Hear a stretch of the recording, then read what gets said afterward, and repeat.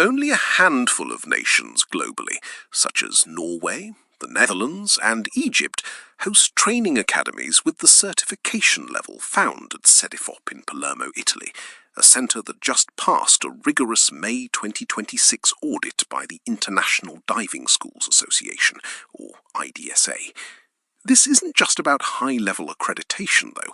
It's about life and death in a world where human error can have fatal consequences at depths of dozens of metres. Alex, how significant is this audit for CEDIFOP and the broader industrial diving sector? The audit is hugely significant, Theodore. CEDIFOP has now confirmed its position as the only centre in Italy to hold the title of IDSA full member for an impressive quarter of a century. This inspection visit on May 6th and 7th saw the global leadership of the IDSA present in Palermo. The presence of Leo Lagarde, the current chairman, and auditor Wim Gerrits underscores just how crucial this step is for the global training infrastructure of commercial divers. The IDSA, founded in 1982 specifically to standardise training, doesn't grant the full member title lightly. So it's not just a rubber stamp. What specifically did the auditors scrutinise to ensure this standardisation? Their scrutiny was absolute. They physically examined students' logbooks, checking the veracity and precision of every single dive entry. They also observed practical exercises for the inshore commercial diver course directly on the pier, evaluating not only technical execution, but also millimetre-level adherence to safety protocols. The principle here is that an IDSA certificate issued in Sicily must guarantee the exact same skills as one issued in Aberdeen or Stavanger. It's about global equivalence. That concept of equivalence raises an interesting point. Italian legislation, specifically General Manager Decree No. 3173 of October 2024 from the Sicilian region, explicitly refers to the International Marine Contractors Association, IMCA, information notes. It effectively states that the minimum criteria for surface-supplied air divers are met through the IDSA Level 3 standard. This seems to transform a local training centre into a true international hub, doesn't it? It absolutely does. It transforms the diploma into a global passport. IMCA represents the largest companies in marine engineering and the offshore sector. When IMCA recommends IDSA Level 3, it's essentially telling multinational energy, subsea telecommunications and extraction companies that an operator trained to that standard is ready for safe offshore work. CEDIFOP issues Level 1 and 2 for inshore work, but crucially also Level 3, known as top-up. Without this regulatory convergence, an Italian diver would be confined to a narrow local market. Instead, training in Palermo is directly applicable on oil platforms in the North Sea or in Australia. Many might confuse industrial diving with advanced recreational diving, yet the operational dynamics and risks are on completely different scales. Can you explain the practical differences between the inshore qualification, which is IDSA Level 2, and the offshore qualification, the Level 3 top-up, which the auditors monitored so closely at CEDIFOP? The difference lies fundamentally in the operating environment, depth, and the life support technologies involved. Level 2, the inshore occupational diver, qualifies the diver for work in inland and port waters, typically up to 30 metres deep. This involves heavy construction, underwater welding, or inspecting dams and ship hulls. The diver receives breathing gas through an umbilical connected to the surface, where a supervisor continuously monitors vital parameters and communication.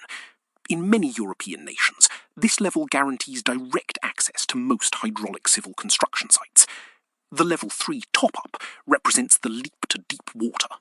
Dives can reach 50 metres, and at that depth, decompression times become critical, and breathing gas management becomes exponentially more complicated.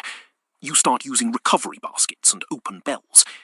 During the audit, CEDIFOP had to prove that the educational transition between port and offshore operations features impeccable instructional and instrumental progression. If the technological infrastructure and procedures are so standardised globally, I wonder if CEDIFOP's added value lies solely in possessing the certification. Is there a real risk that training centres in nations with lower labour costs could replicate these standards, potentially marginalising Italian excellence. The competition in this market must be fierce. The risk of cost competition exists across all industrial sectors, but commercial diving has a formidable barrier to entry: legal liability in case of accidents. Insurance companies and multinationals like Eni, Saipem or Subsea 7 don't just look at the price of a staff training course, they look at the historical track record of safety. CEDIFOP has maintained its status for 25 years. This history of reliability is difficult to replicate in the short term. The IDSA table of equivalence serves precisely to prevent a race to the bottom. It isn't enough to claim you run an advanced course. The facility must undergo periodic checks like the one in May 2026. Furthermore, CEDIFOP's ecosystem includes associate members, such as companies specialising in diving helmets like Kirby Morgan, or marine works companies like Drafinsub. This continuous integration between technology producers, users and trainers creates an environment of excellence that is difficult to clone in purely cost-oriented context. One element that stands out from the audit documentation is the international reciprocity. A graduate in Palermo can work in the United Kingdom due to equivalence with the British Health and Safety Executive, HSE, requirements. It extends beyond Europe too, with reciprocity in the US and Canada through ADCI and DCBC, and even Australia, where ADAS recognises Level 3 as equivalent to their Part 3 offshore air diver. This degree of regulatory convergence seems almost unique in vocational training. That regulatory convergence in industrial diving was a necessity dictated by blood. Before the IDSA's founding and standardization, each nation, and sometimes even individual oil companies, had their own rules.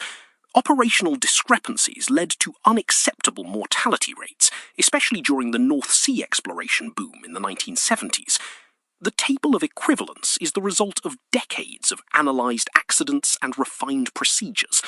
When a diver enters the water in Sydney or Vancouver, the technical language, the emergency procedures for recovering an unconscious body, the decompression calculations, all must be identical. This uniformity saves lives. The CEDIFOP audit verifies that the centre remains within this universal competency translation system. If the Palermo Centre were not aligned, its certificates would immediately lose equivalence with the HSE or ADAS, effectively destroying the international careers of its graduates. The involvement of local Sicilian institutions adds another layer of complexity. During the IDSA chairman's visit, there were institutional meetings with the Port System Authority and the Department of Labour of the Sicilian region. Luciano Cademi of the Port Authority stressed the importance of CEDIFOP for the safety of the port, while the Department of Labour manages the electronic register of diving. It seems unusual for an international training body to integrate so deeply with regional bureaucracy. It does seem unusual, until you analyse the Sicilian regional laws. Regional Law No. 07 of 2016 and Presidential Decree 31 of 2018 established an electronic register that makes IDSA standards mandatory for the validity of professional qualifications in the regional context. This is a pioneering legislative step in Italy. It means the region decided not to invent its own local standard for underwater work safety, but anchored its legislation to a recognised international benchmark. Local institutions must interface with IDSA auditors because CEDIFOP's suitability guarantees, in a cascade effect, the validity of the entire regional regulatory system on diving. The meeting between Dutch auditor Wim Gerrits and Palermo officials wasn't a simple courtesy call, but the calibration of a legal mechanism that joins the port of Palermo to global safety regulations. This synergy between training, territory and the global market brings to mind Daniele Farno's work, an expert in transitions between study and work.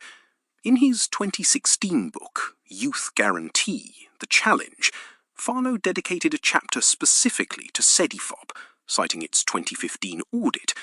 He observed how that model managed to bridge the endemic gap between the training provided in southern Italy and the real needs of highly specialised multinationals.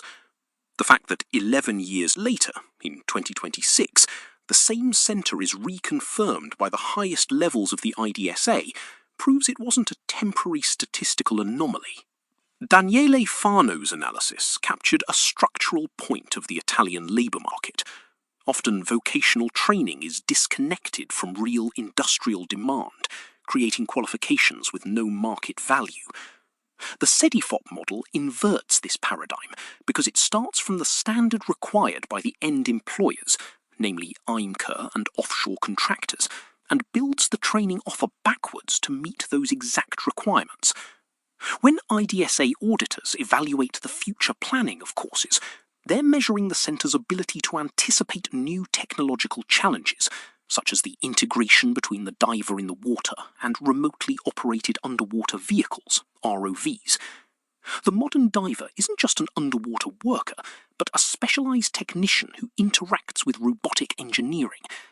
Maintaining accreditation ensures that students leave the school knowing how to operate in high-tech worksites. The rigidity of the Consolidated Law on Safety in Italy, Legislative Decree 81 of 2008, often struggles to apply to hyperbaric activities due to their specificity. Adopting IDSA standards provides an unequivocal protocol for risk management. The 2026 audit establishes a clear principle. Safety isn't achieved by the simple administration of a theoretical course, but through training verified by third-party inspectors who understand the ruthless dynamics of the seabed. The model examined in Palermo demonstrates that operational competence must be demonstrated, tracked, and internationally recognized to protect human lives in an environment that forgives no distraction. Traceability is indeed the pivot of the entire system. The logbook that IDSA auditors examine isn't just a record, it's a legal document that attests to the diver's experience. A procedural error in training doesn't just cause economic damage, it exposes the operator to embolisms, oxygen toxicity, or hypothermia. The severity of the May audit reflects the uncompromising nature of the industry. The final result is a professional capable of operating with maximum efficiency and safety, able to communicate technically with colleagues from different continents, united by a single rigorous standard. If this deep dive into industrial diving standards intrigued you, share this episode with anyone fascinated by subsea engineering or maritime safety.